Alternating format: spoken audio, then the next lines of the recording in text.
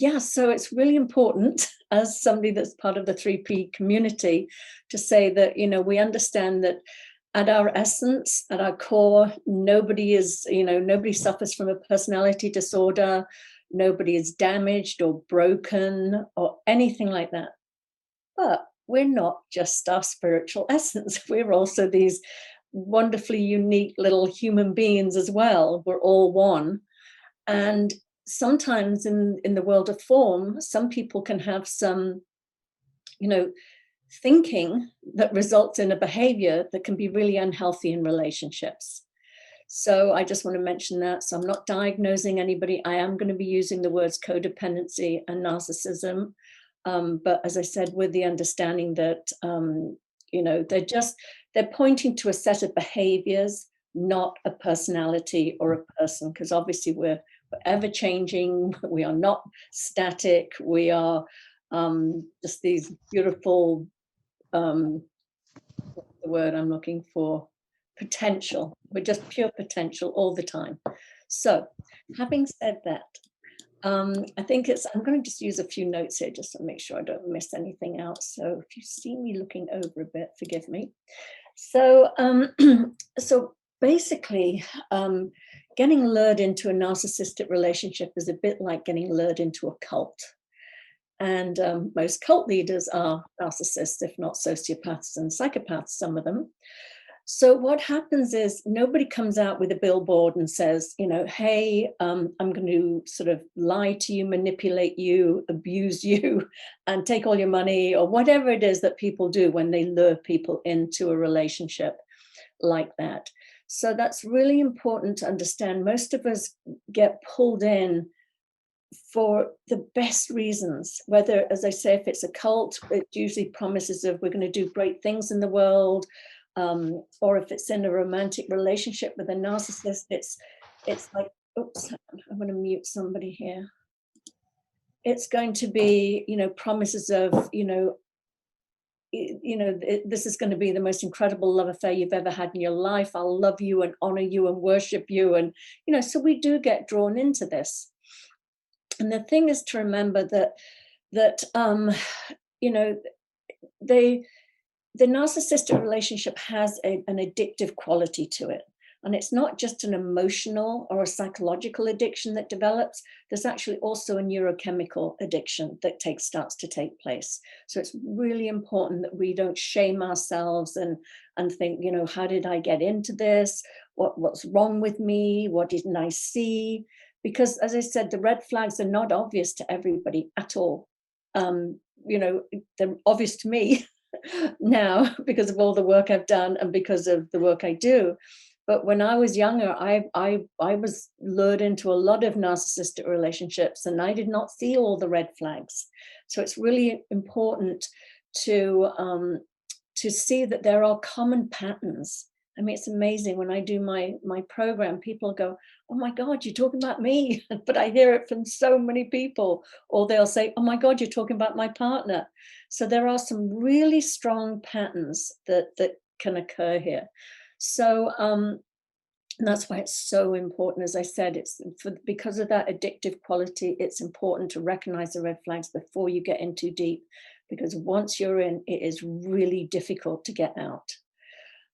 So some of the characteristics to look out for, if you're sort of in the beginnings of a relationship, often, and again, people that we describe as narcissistic, they fall into three categories of narcissism. There's the covert, the overt, and the malignant. So some of these characteristics will apply to some and not to others, and sometimes it's all of it. So just, hear them all and see what resonates with you. So they can be extremely confident and charismatic, seductive and lots of fun to be around. They can talk a lot about themselves, and it can almost, appear to be sort of bragging or boastful. Excuse me. But there's an air about them. There's a superiority, that there's something about them that's special. So they'll often talk about their achievements, and they need a lot of praise and adoration. That's sort of one thing that can come in here. Or they can play the victim. the puppy dog, and you meet them, and they're seem so sweet and vulnerable, and you just want to love them and take care of them.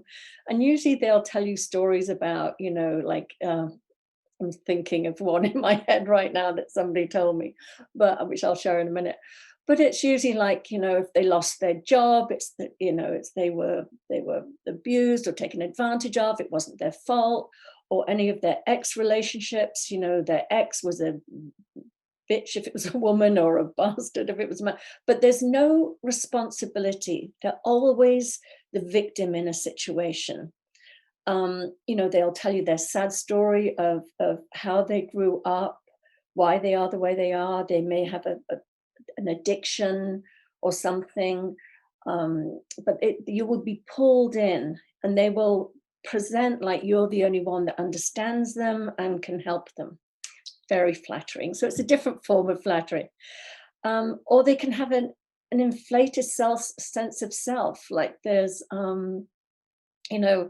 it's never their fault. The rules don't apply to them. If they've been speeding and they get a ticket, it's always the idiot that pulled them over. It's everybody else's fault but theirs. Or that, again, that they shouldn't have to adhere to these stupid rules, And then they like to control and dominate and bully. And this can be done overtly or covertly. So, it's not like it always comes across as a very strong, domineering, bullying, intimidating type. The control and the manipulation can be just sort of under the surface. Highly sensitive to criticism and irrational outbursts. So, and there's so many things that go into somebody developing narcissistic personality disorder, or, well, I shouldn't say that word, but, the diagnosis of that. But basically, the wound is so deep that, there's the lack of sense of self, that they build this false persona up that they completely buy into and believe. And so if that gets scratched in any way or exposed, if you ever to say to somebody that's, you're being irrational, you shouldn't, or whatever it is, or call them on their narcissistic behavior, you will scratch the surface and a torrent of rage will come out. Or it can, again, sometimes the rage is shown in a passive aggressive way, and there's the silent treatment. They won't speak to you for a week, and they can hold it. And it's because that is the intense anger it takes to hold in that much emotion. So it's anger either over or covertly displayed. So I want to talk about, so those are some of the sort of traits that you might pick up on. I remember being out on a first date with somebody thinking, God, when are they going to ask about me? All the time it was all about them and them and them. And then there was another person I dated for a short time who had no contact with their family whatsoever. And I was told this incredible story of it's, he went back to, his native roots, and his family didn't want that. And that's why they disowned him, only to find out that he had embezzled and stolen money from all of his whole family. And that's why they weren't speaking to him. But I was hook, line, and sinker. Oh my God, you poor thing. They disowned you because you went back to, sort of, he was Native American. And I just hook, line, and sinker fell for the sob story of why things weren't adding up. So another thing to be really, really aware of is the love bombing.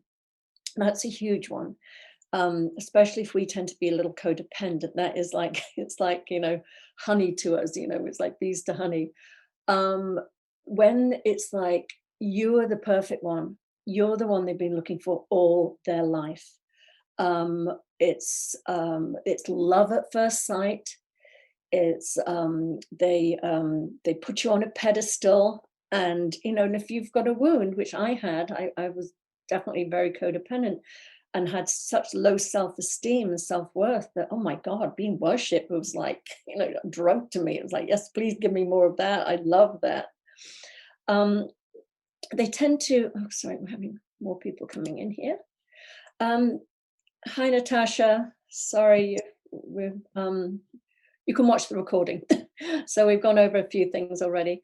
So right now I'm talking about the love bombing. So what they do is they also, because they really believe they found the one, you're the one, because they basically sort of like projected an image of you on top of you.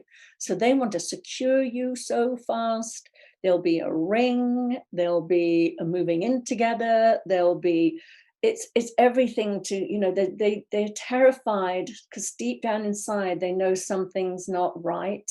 And they're terrified of that being exposed. So they want to get you fast, get you hooked in fast. So, and then also if you're in the relationship, and then the sort of the what I call on the pedestal, off the pedestal starts happening. That's like they put you on the pedestal and then they start picking away at you and picking away at you, or dragging you off that pedestal. If at any time you start to feel like, you know what, this is not working, I want out of here, you will be wooed and put back on that pedestal, and you know, anything to lure you back. There's two reasons for that. One is that they can't bear to be left. So it's very much you know, like an abandonment thing. They've got to secure you back. Sometimes they'll do that out of a dependency and wanting to keep you, but sometimes it's done also so that they can do the discard, because that makes them feel better. It's like they're the ones that walked away. You don't leave them. So there's a massive ego part of that. So again, be very careful if you do decide something's not right and you want to leave, about being, we call it hoovering. You know, in the UK, we have hoovers that suck everything up. So you'll be sucked back into the relationship. Another thing to be aware of, and I hear this from so many of my clients, they go, but the chemistry is so good. And, you know, it's so interesting. Chemistry, I call chemistry a reactivation of an old wound. And it's an unspoken thing. It's like your teeth match my wound. It's like the, you know, and it's something that, and I think there's many reasons why we do this. I think any sort of unresolved childhood issues, we attract the same type of person in so that we can have a redo, you know, have it come out differently. I know that was certainly the case for me. I had a father that had abandoned us at a very, well, not very early age. He was never in our life, and he just lived a couple of miles down the road, and that I experienced that as abandonment. And it was very, very painful. So, but I kept seeking out unavailable men because I wanted to believe that I was powerful enough to win them over, because that's how I felt as a child. I felt powerless. And so that was running the show for me a lot. So it really is just be aware of that. And then the other thing is, if you have been brought up in any type of dysfunctional environment or any type of trauma, you know, or chaos, that's your norm. That is your norm. So anything that's steady, solid, is boring, and you don't want anything to do with that. You feel dead. You feel bored. There's no excitement. There's no chemistry. What, you know, where is that? And I'm not talking about, you know, because I know people, and I know for myself, you know, I've been in my relationship for the last 11 years now with an incredible man. But in the very beginning, I remember thinking, oh, this is not going anywhere. This is just not exciting enough for me. And the chemistry's not there because it wasn't dangerous. So I think that's the other thing. We mix up excitement with danger. And sometimes our wisdom is saying, watch out, beware. And we think it's excitement, and we're like, oh, this is good. Oh, there's chemistry here. And it's actually our internal alarm system saying out, this is not good. There's red flags here. There's danger. So I think that's really important to differentiate, and to know that real love does take time. It does. So to expect to have those feelings in the beginning is setting yourself up, as I said, for maybe a mismatch. And then I just want to talk about gaslighting, because that's always the big one that everybody hears about. I also happen to think it is the most damaging aspect of a narcissistic relationship. There is, I shouldn't say that. Being dominated, controlled, separated from your family, financially, you know, restricted, whatever it is. There are many factors that are very damaging in it. But the gaslighting for me is you're robbed of your, or you're not robbed because it's always there. But when you're being gaslight, well, first of all, let me go back. Gaslighting comes from the movie the 1940s with Ingrid Bergman. I'm sure you all know that. And it's about the husband that is turning the gas lights up and down. And his wife will comment on it and he'll say, you know, what are you talking about, dear? Nothing's happening. So basically, she starts to question her own sanity or her own ability to read a situation. And that's what is happening. So basically, people, when they gaslight you, it's this, you know, they're masters at manipulating, and they will outright lie to keep you in the dark. And then when you discover the lie or you catch them out on it, it's like, no, you didn't see that. You're crazy. What do you mean? I never said that. You're imagining things. And it's really subtle at first. It's like, you know, it's not obvious, but you'll get a sense of something. I mean, we're not stupid. We know, you know, we'll see something. I remember being with somebody once that, you know, I kept, you know, we'd be out and then I'd see him in a corner talking to another woman, but in a way that wasn't just, you could just see it wasn't just friends. And I would sense something, and I'm not a jealous person at all. I mean, you have to be blatantly doing something for me to be jealous. But I would say, because something doesn't feel right there. Something, and it's like, oh, you crazy? Are you being jealous? And I'm like, no. Well, it turns out that they, you know, were having multiple relationships besides me. So my instincts were telling me one thing, but they were telling me I was imagining it.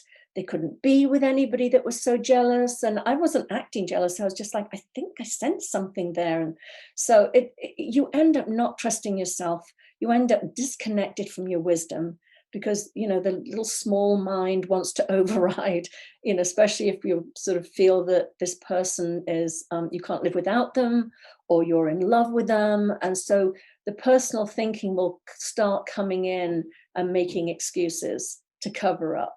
Oh, maybe I am being too sensitive. Maybe I am imagining things. Yeah, and also what happens there, I can't tell you, it's heartbreaking to me. I have so many clients that come to me and they go, I don't trust myself. Not that they don't trust other people. They don't trust themselves at the end of these relationships. And I know that one so clear.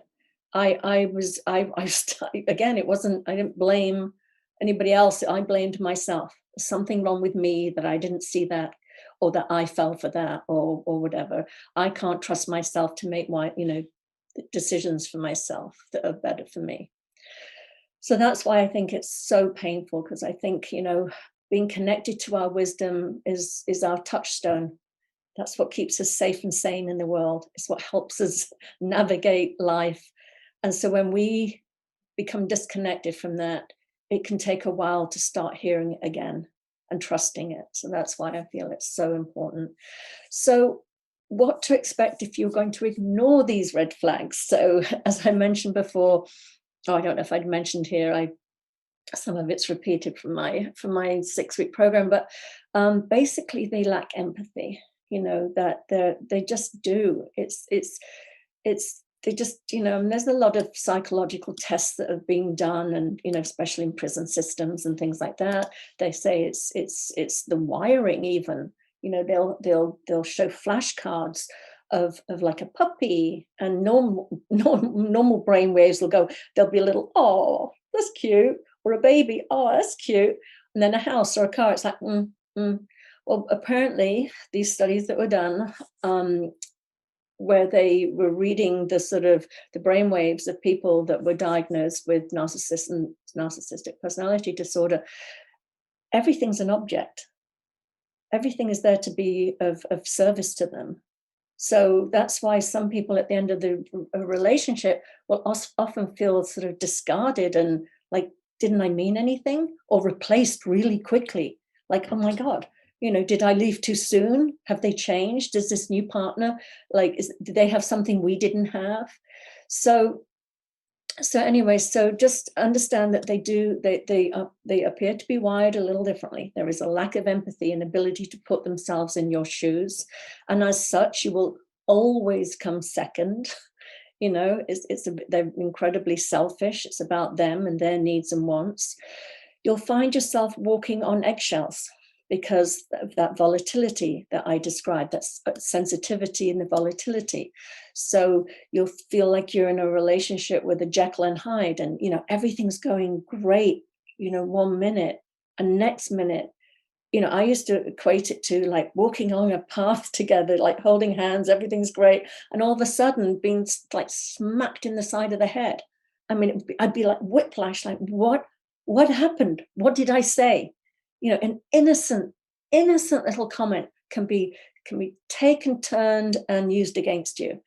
So you're always on this sort of like, and you start editing yourself and editing, should I say this? Shouldn't I say this? And it's just so painful. You're constantly on high alert. But again, if you grew up in that atmosphere, dysfunctional atmosphere, maybe you grew up with a parent that had substance abuse or mental health issues, there's always that you're hyper alert to that. So it feels somewhat normal to you. The gaslighting, as I said, that's going to be a part of your relationship. You're never going to know the whole truth. Often what happens is because of that need to be worshipped and adored. That usually happens in the beginning of a relationship. So often what will happen, there will be other people in the wings. There will be other relationships going on, new ones. I mean, they don't last very long. You might be the permanent one, but they need their fix, that fix of adoration that comes from a new relationship. So that's part of the gaslighting that can happen. As I said, you'll lose all sense of yourself and of reality. It's their way or the highway. You're going to be putting all the effort into the relationship. It's a one-way street. The other thing is, if there are problems in the relationship, it's going to be all your fault. And it's that constant projecting and blaming and not taking any responsibility. In the more severe cases, the dominance and control can actually be separating you from your family and your friends, isolating you. It can be a financial, you're completely and utterly in the dark about your finances, say you are in a marriage or in living together. Your confidence and self-esteem will be absolutely in the toilet, eroded away over time. Shame, and I'm not going into the whole codependency thing here right now, but most people get involved in these relationships have codependency, and at the core of codependency is shame and a fear of abandonment. I go much deeper into that in my program. But what happens is, over time, because something inside you is telling you this isn't right, you're being abused and neglected and whatever it is. And when you ignore that, that just builds the shame even further. How could I put up with this? But it's often, I used to equate it to, and I'm not a gambler at all, but I've been in a casino, and those slot machines when you're sitting there and you're putting a whatever penny, a quarter, whatever it is you put in these things. I used to feel in my relationship that I had put in so many quarters that if I was to get up and walk away, some other woman would come in, sit down, put 1 quarter in, and get all the big reward, all the payout. And that sort of thinking keeps you trapped, keeps you just hoping that they will see the light, because, quite honestly, their behavior can appear to be outrageous. And you just want them to see, hey, this is not healthy, this is painful, this is harmful to us. So you're waiting for them to sort of wake up. But the unfortunate thing is, that wound is so deep that they've that false persona they've created to cover that deep sense of self-loathing, whatever it is inside, they've bought into that persona, so that the incentive to look behind that is not there. It just isn't. Codependents have the same wound. but they're aware of their feelings of lack of self-worth. So we as codependents, we're the ones that go into therapy. We're the ones that look at ourselves. We're the ones that want to change and become healthier. But sticking around because you put so many quarters in, that's just it's a trap. It's such a trap. And again, as I said, if for whatever reason the relationship has ended, you'll feel like the old lumpy couch that's out on the street. It's tossed out, of no use anymore, moving on, no emotional connection whatsoever. And this is incredibly painful if you have children together. It's like there's, it's incredible. I mean, I see it, I've seen it, with a lot of people, where it's just like you're of no use. It's out of sight, out of mind. It's like you don't exist. You never existed, even if you were the mother of children. So as I said in the beginning, because I want to leave a good half hour for Q&A over here. So as I said in the beginning, I suffered from codependency all my life, and I was in therapy for about 29 years. And many other things, all different spiritual modalities, and even in treatment. For 2 weeks, I was in an in-treatment center for codependency in the Meadows. And I understood it. I understood it inside and out. I understood how I, how I was raised, what my thinking was, what got me into these relationships. And but I still, as much as I knew it all, I couldn't get out of the trap. I was still finding myself attracted to narcissists. I was still showing up in life with codependent behaviors, not really settling for breadcrumbs, basically settling for crumbs in life in all areas, not wanting to upset people, being the people pleaser, being the chameleon, whatever it was. I was still behaving in those ways, even though I knew why. I couldn't stop it. And it really was the principles that helped me see when I really connected. I use my little snow globe here. When I really connected, that's a little Buddha in there. When as I said, I had a master's in spiritual psychology, had a lot of information up here, but nothing dropped into my being, into my knowing. I got it here, but I couldn't feel it and know it.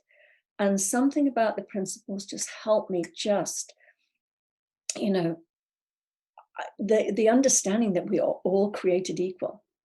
When you're living in that sort of little 4% of the human form, you're looking around going, well, we're not all equal, and part of my attraction to a narcissist was feeling so weak and vulnerable. Big, strong, powerful type I felt was what I needed. But once I knew that I was equal to everybody else, oh my goodness, we just have somebody else joining us. Once I knew I was equal, and I had, hi Marianne, I'll mute you. Once I knew I was equal, I didn't look to other people to complete me. Once I knew I had all the same resilience within me, the same strength within me, the same well-being, the same wisdom, I stopped looking for it on the outside. So that was a massive thing I saw. And then,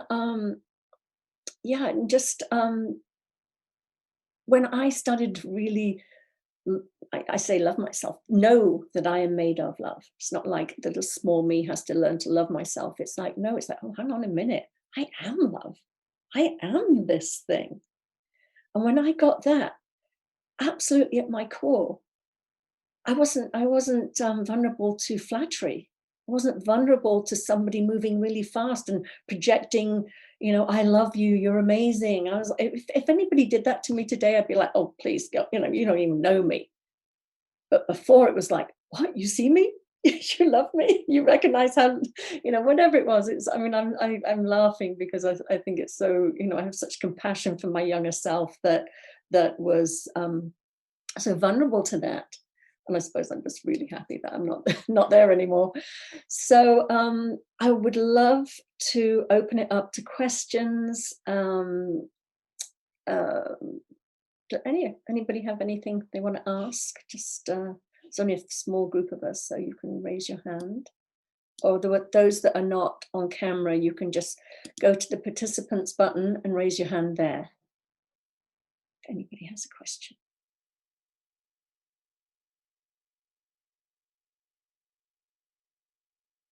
No? Okay, Natasha. Okay. Can we get this in school? This is like life teachings that, you know, when you have you're like mother and daughter conversation in school about your hormones and how your body's going to change. Can this not be put in then? That's what I'm just feeling like I could have done with this years ago. But I'm getting it now, which is the positive. Yeah. Well. Yeah, I think hearing you, I'm identifying with a lot of that information. Yeah, and it's me. I feel like I'm kind of just stepping. I've been on my own roughly around sort of 4 years now, so there's just been a lot that's gone on in that time. But I feel like I'm in a really, really nice place at the moment, and I'm kind of just sort of stepping out and venturing into that world of. And I've had people saying this year ask me out, and I'm like, oh, you're asking me out? Why are you asking me out? So straight away there's that suspicion, and you know, but I've been able to I feel I've made healthy decisions in what my choices have been around that. But yeah, it's nerve-wracking, like what you're saying, identifying with those past experiences and will I experience them again, and having that skeptical thinking of every man I meet is going to be the same, because I just don't have the ability to make or see a healthy choice. So yeah, I'm hearing that. Yeah, you know, it's so funny. It's like, well, I always say that the outer world reflects our inner world. So when we show up with self-doubt or seeing ourselves as not as equal to everybody else, we will attract a partner that will believe that and reflect that back to us. I mean, when I came out of my last one, I had a few. I had some good ones too, but those are the ones I left. You know, it was like, oh, boring, no, whatever, no drama here, no connection, whatever it was. So there were nice men along the way, but I always wanted the bad boy. I always wanted the, you know, or complicated, because I felt complicated. So I thought a normal person would never get me. So I need somebody else that's complicated. But it's so interesting. And then all my friends at that time, or people, I saw them in similar relationships. So my worldview was a bit like, no, I'll take that back, because it wasn't, because as I said, I knew really great guys too. But what happened is when I came out of my relationship, I took a gap, a period of time. Then I started going out again, and I was attracting the same type. And my alarm bells went off, and I went, close the door again. I got to do some more work here, because it's me. I'm the common denominator here. And I did. And I went inside, and I thought, I'm just going to do this differently. Plus, I had children to raise, and I knew I had the capacity to be madly in love. I didn't want to be madly in love. I wanted to be a great mother. So I thought, until I, you know, and this is my main purpose right now, is being a great mother. And then what I found, you know, as I think I mentioned on the course we were on with my partner, I was just like, listen, I'm not looking for a relationship. Walk alongside me. We can be companions. We can be friends, but nothing more than that. And the irony was, after about 6 months or a year even, I was like, God, I really respect this person. I love how they show up in life. I love how they treat their children, their pets, their neighbors. And I even went to work for him. And then I saw how he treated people that worked under him. And I was like, wow, this is a really great person. And my love just started developing. So I think I think if there's more, when you feel ready and you know who you are at your essence, you are, I was going to swear there, but I'm not going to, but, but HS, I mean, when you know that you are that, it's like a narcissist doesn't want to be with you. They will go find somebody else. And that's the beauty of this is that, it's not just that there's something wrong with them, that, both of us have, for us to get in that relationship, water always finds its equal. There is stuff we're coming into that relationship with that's unhealthy as well. Unhealthy thinking about ourselves. So when that gets filled up in us and we show up as healthy, we will 100% attract a healthy mate. And part of that getting healthy is actually to have a healthy level of narcissism. Because what happens is if you've got somebody with an inflated sense of self and entitlement up here, the perfect match is somebody that's got no sense of self or entitlement. So when you raise your self entitlement and self-worth, you will attract the mirror image of that. So it's, you don't have to keep thinking, is he a narcissist, isn't he a narcissist? The focus really should be on you. Who is showing up for this date? Is it going to be a people pleaser that shows up as needless and wantless? Because that's a beacon for a narcissist. So if you show up, just take it or leave it. I'm fine, here to get to know you. Who are you? It'll be a healthy exchange. I hope that answered your question. Yeah, good. I love that. Dawn, you're next. Can you unmute yourself? I can't hear you. Still can't hear you.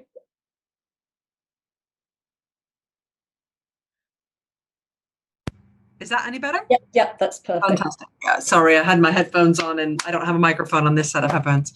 I kept my my camera on the whole time just because I just felt it was really more respectful for me to kind of listen to you. I know, and I was able to be focused. Thank you for talking about both covert and overt narcissism, because I had this moment where I realized that gaslighting can also be your narcissistic partner calling you a narcissist. Oh yeah, sorry, I missed that one. Yeah, because I sat in a relationship for a really long time and was totally convinced that I was the sick one, that I was the one who had all the problems. And, that stupid Cartman triangle, persecutor, victim, rescuer, I was constantly being pulled into a position where I was rescuing, and then I was persecuting him to everyone else, and then he was playing a victim. But then at home, behind closed doors, it was like all bets were off. And I had this moment today where, I know it's going to sound like a really insignificant thing, but I have a Hoover under my stairs, which I loved, absolutely loved. And it's a Harry Hoover. It's not a Henry, but I know you'll know what that is, the little red Hoovers that we have in the UK. And I remember when he moved in here and he got so angry because he didn't like my Hoover that he made me buy another Hoover.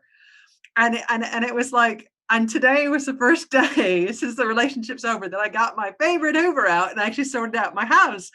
And my daughter was so happy because she was like, I love this Hoover because it's got a little face on it. It's very smiley and it just works. And that's kind of indicative of everything that happens within the relationship. Is everything that I used, everything that I had wasn't good enough. And I was constantly told that, and just degraded my self-esteem to a point where at the end of it, I kind of look back and go, and the Hoover thing has a real significance because, I broke up with him properly at the beginning of my birthday in November. Then 2 weeks later, I just made the decision to cut all, to say, no, this is really over, dropped all this crap. And then 2 weeks later, because I was the one that ended the relationship, he was right back, trying to kind of have that final meeting. And with the help of some friends in the 3P community, I've just completely blocked all contact with him. I just can't, and I heard you talk about kind of the concept of, I think it was grey rocking, you know, I grey rocked for a bit, but then I just had to cut contact. Yeah. But the funny thing is it's as somebody who's been in, like you said, been in recovery. I mean, I've been doing this since 2004. I've been in so many different fellowships. I've been in treatment. I've done everything under the sun. And yet my first kind of long-term relationship was with a narcissist again. And it's just like, wow, how did that happen? And it's a bit of a car crash. So it's kind of one of those things. I'm now looking back on how I was feeling really good within myself. My weight was normal for the first time in my life. I was feeling a bit like a teenager again. And then all of a sudden, you know, I mean, the red flags were there the whole time. You know, I mean, someone who tells you on the third date they possibly have been diagnosed with narcissistic personality disorder, you would think that you would like run away as someone who's, you know, in code, but no, of course I could fix that, you know, it'll be fine. It wasn't a real diagnosis, you know. And it's just like, I just do this now and go, oh my gosh. So yeah, just thank you. And I mean, if anything comes to mind when you're hearing that, it's just this, I just feel like my whole identity was taken away. And, you know, I was feeling so positive and, you know, so much into life, you know, a year and a half ago. And now I'm kind of looking at the wreckage and going, Jesus, what was that? So thanks. Yeah. Oh, I just, you know, thank you for sharing that. And you're right. I mean, it's called lying in plain sight, you know, and again, it's can be used against you. But I told you I was like this, or whatever it is. It's just, it's, yeah, it will, anything you say will be twisted and just like right back at you. And it's like, and then the big one, as you mentioned, you're the narcissist. You know, it's so common. So thank you for sharing that. And yeah, you know, when we want what we want, it's like, I want what I want. You know, we're ignoring all the red flags because we see something, we think that we need it or we want it so badly, we just start sort of questioning our wisdom. And that's what, you know, I think is so important, is to know that when we know that we are everything we need, it's lovely to share life with somebody. But when we see ourselves as lacking and that needing that other person to complete me or to bring me safety or security or love or whatever it is, and we're coming from that place of need because there's a lack, then we start, you know, compromising too much. Because there's this underlying fear of, I can't live without them. What if I do this and they leave me? So we start adjusting and adjusting. But when we know, I mean, I love my partner. I mean, we've been together 11 years, and but I know I don't need him. I love him and I want him, but don't need him. And that's such a different place inside. I know I would be perfectly fine without him. And I can say that to him. He wouldn't freak out about that at all. So it's a different energy. So so thank you for sharing that, Dawn. And then we've got Molly. Molly has something you want to share. Can you unmute yourself? Yes. Okay, can you hear me? Yes, I can hear you. Yeah. Well, I've been listening and getting all emotional, so that's good. But yeah, I left my boyfriend 6 years ago, shortly after my mother died, and it just was an erupting of so much frustration, and I guess, sorry, my inner knowing just demanded that I get out, and it was very final. And he was really pretty classic narcissist, very charismatic, brilliant, so funny, so entertaining, and I very much missed the show aspect, and he was British, actually. he was sort of. Sorry, it doesn't surprise me. No, I'm joking. He was Peter Cook reincarnated. So yeah, and I miss the rapport, the wit between us. But I have sort of said that I'm done with love forever after that, and apparently I've sort of maintained that. So I guess, it's feeling how my heart has shut down, and then just 2 months ago my dad died, and here I am sitting out COVID all by myself in the countryside. Well, I have a dog, and it's like, wow, I'm really, really alone, and then thinking how I miss my dad in so many ways, but yeah, another narcissist, and so was my mom, and just just realizing that growing up, the show going on between them was center stage, and I was so peripheral, Mhm. and I mean, I do have a strong sense of identity, but in a way, like, who cares? Because I'm just completely cut off. I've been involved with the principals for a very, very long time, and I mean, since the early '90s. And listening to you, I was sort of struck by the thought that, wow, you don't really hear principals people talking about psychological stuff in a way. And it's kind of refreshing, because I had so many coaches kind of shame me for going back in the past, Yeah. or just, trying to say, but it really was so fucked up, my upbringing, and I don't know how to get out of it. And so anyway, I'm just rambling here, but it's just You a said lot of, some really important things I'd love to address. I mean, I love doing what I'm doing because I see such a need for it in the principals community. yeah. I love the principals. It's what helped me really disengage from the behavior that I was participating in still. It helped me have a beautiful, loving, healthy relationship. But I think there is an area that is actually can cause some harm. I Mhm. think that, as I said, in the principles, if people come to me with a broken arm and a black eye and they've been physically abused, I don't think any three principles teacher will say that's just your thinking. Mm. Now, what is the difference between, mental, spiritual, psychological abuse? You could, what you just said about thinking you don't want to be in another relationship, I hear that again and again and again, and that is heartbreaking to me, that somebody has had such a terrible experience that they fear going into another relationship, because we are made of love. We're meant to connect and share that love with each other. To isolate for fear of being abused again, to me, is just, it hurts. It hurts me when I hear that. I just feel like, no, there's hope. Trust me, there's hope. I also think it's disrespectful to dismiss somebody's life experience, their Mhm. story. It's just your story. You're stuck in your story, whatever that is. Sid said life is a contact sport.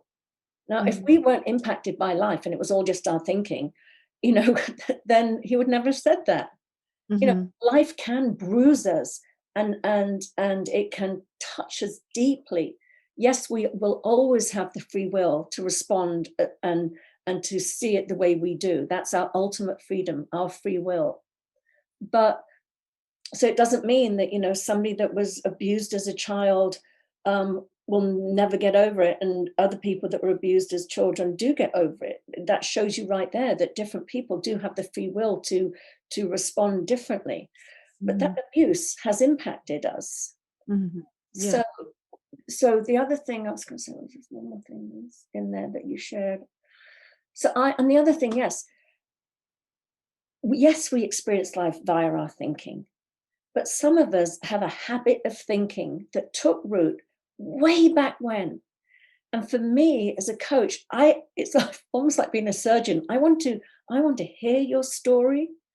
I want to help you make sense of what happened, and when those erroneous thoughts or beliefs set root, and where you never question them again. My thing with my father was, I'm not good enough. If I'd been pretty enough, skinny enough, clever enough, funny enough, sweet enough, whatever it was, he would have loved me and wanted to own me as his child. Mhm. Now, what child is not lovable enough to be loved? Now, Mhm. but I didn't question that. I carried that belief throughout my life. I'm not good enough. And I never questioned it. You know, you think at some point I would have gone, hang on a minute, you know, no Mhm. child is unlovable. His inability to want to be my father was his thing.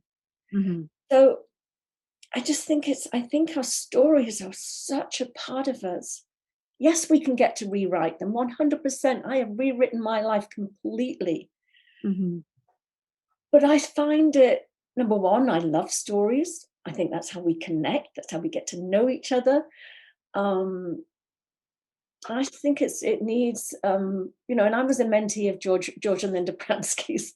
And Mhm. when I first started my mentorship with them, my mother had just passed away, and they had been 3 people in my family, my sister-in-law, and my mother, in 8 months. I Mm. was pretty raw. And, Mm. and I remember George, and I love George, and don't get me wrong when I say this, but he was like, I don't want to hear your story. Mhm. And I felt so dismissed.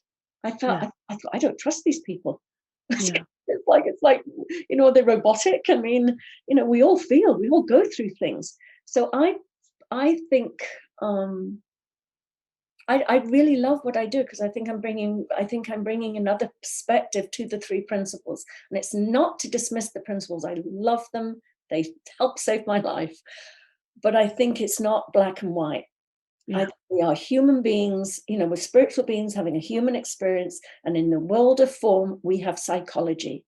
And I think when we understand our psychology better, it helps us in life. I'll Mhm. give you one more story. So I had my partner of 11 years. He had a house, I had my house. I was raising my boys. I didn't want to live together. I loved my house.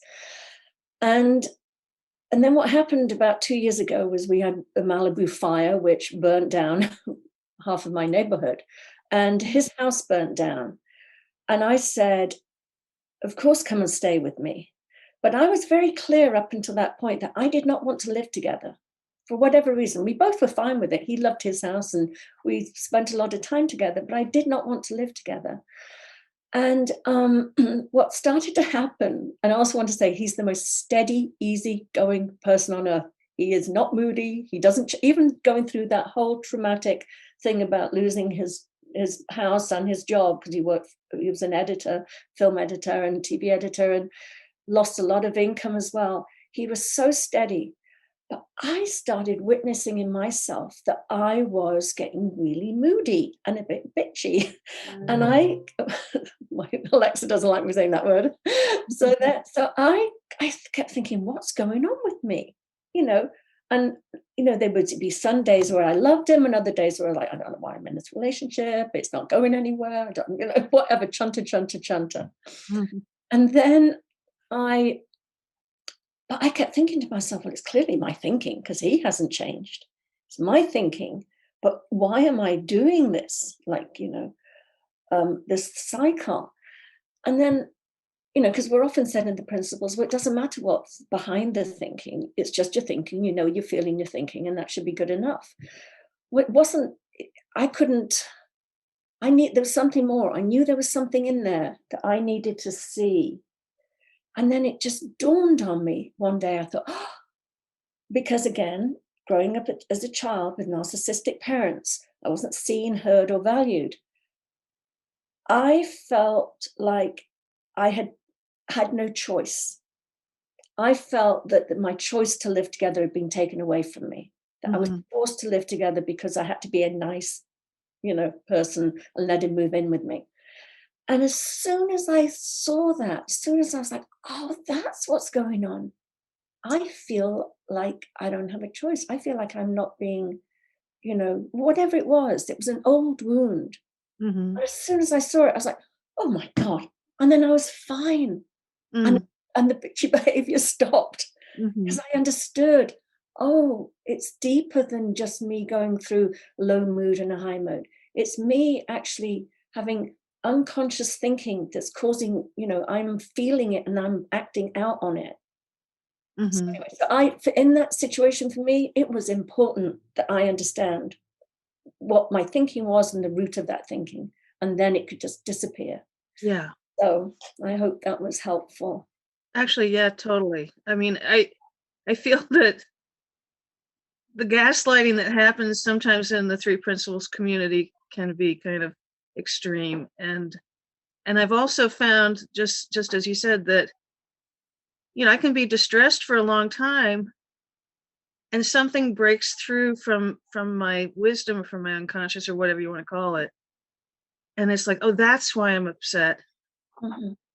And I actually had an experience with my mentor early on, Mavis Karn, who uh, I was in excruciating pain because I had blown out my back on some exercise equipment, but I at last resort, after 3 days of pain, I called Mavis and she said, "What's bothering you?" And I said, "Well, I'm trying to put on a show and all my bandmates are completely passive and letting me do all the work." And she said, "Oh, well, you got to it right away." And then she said, "And why do you think you have to suffer?" And in the instant, the pain just vanished. It was Wow. poof. And because I was like telling myself, "Oh, don't be upset," da da da da da. And it was like, but it was bothering.